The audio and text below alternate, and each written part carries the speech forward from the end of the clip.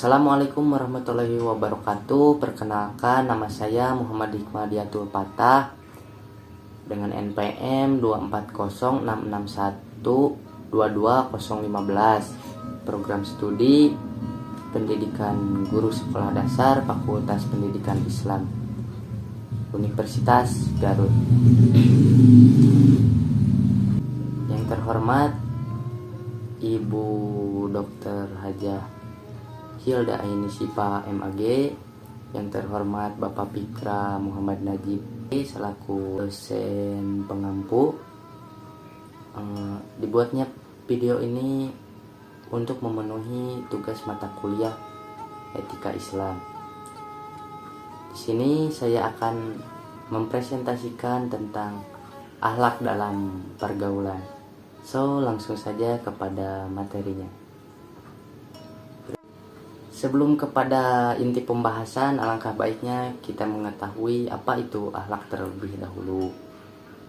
Akhlak dalam pergaulan menurut Islam adalah interaksi antara seorang muslim dalam kehidupan sehari-hari sesuai dengan nilai-nilai Islami yang menyangkut kaidah dan nilai-nilai kesopanan di dalamnya. Adapun menurut bahasa, akhlak berasal dari bahasa Arab, yaitu hulkun, yang artinya budi pekerti, tingkah laku atau tabiat. Selanjutnya ada macam-macam akhlak menurut Islam. Akhlak terbagi menjadi dua, yaitu pertama akhlak mahmudah dan juga akhlak majmumah. Yang pertama ialah akhlak mahmudah. Akhlak mahmudah ialah akhlak terpuji yang harus dimiliki oleh setiap umat muslim. Contohnya antara lain berkata sopan, jujur, amanah, selalu beribadah, berbakti kepada orang tua, menepati janji, qanaah, dan lain-lain. Yang kedua ialah akhlak majmumah, kebalikan dari yang pertama, yaitu akhlak majmumah ialah akhlak tercela yang tidak boleh dilakukan oleh setiap umat. Antara lain sifatnya ialah berbohong, iri, dengki, berkata kasar, tidak beribadah, dan lain-lain. Lalu, mengapa etika pergaulan sangat penting dalam Islam? Etika bergaul sangatlah penting dalam agama Islam. Hal ini dikarenakan dalam etika bergaul terdapat dalam salah satu dari unsur Islam, iman dan ihsan. Etika bergaul merupakan praktik dari ajaran Islam dan bukti akan keyakinan terhadap Islam. Adapun faktor-faktor yang mempengaruhi akhlak dalam pergaulan. Yang pertama, faktor lingkungan luar. Faktor ini bisa terjadi dari lingkungan pendidikan.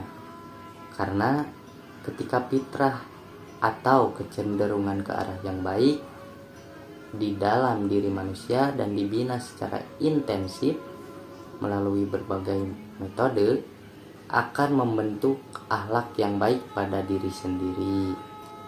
Lalu yang kedua ialah faktor dari dalam. Faktor bisa terjadi karena adat atau kebiasaan, di mana akhlak ini terbentuk karena sudah menjadi kebiasaan yang terpengaruh dari orang-orang terdahulu atau masyarakat sekitarnya. Lalu yang ketiga adalah faktor sosial. Faktor ini bisa terjadi karena faktor orang-orang terdekatnya, seperti orang tua yang akhlaknya sangat berpengaruh pada anak. Karena orang tua adalah orang pertama yang sikap dan perilakunya akan dicontoh oleh anak. Selain itu, pertemanan juga berpengaruh. Karena dengan pertemanan, terus-menerus kita akan mudah terpengaruh oleh kebiasaan-kebiasaan yang dilakukan oleh orang tersebut. Lalu ada beberapa indikator-indikator dalam pergaulan Islam. Di antaranya ialah Yang pertama, Islam telah mewajibkan perempuan untuk menutup aurat dan menjaga kehormatan serta kebersihan hati.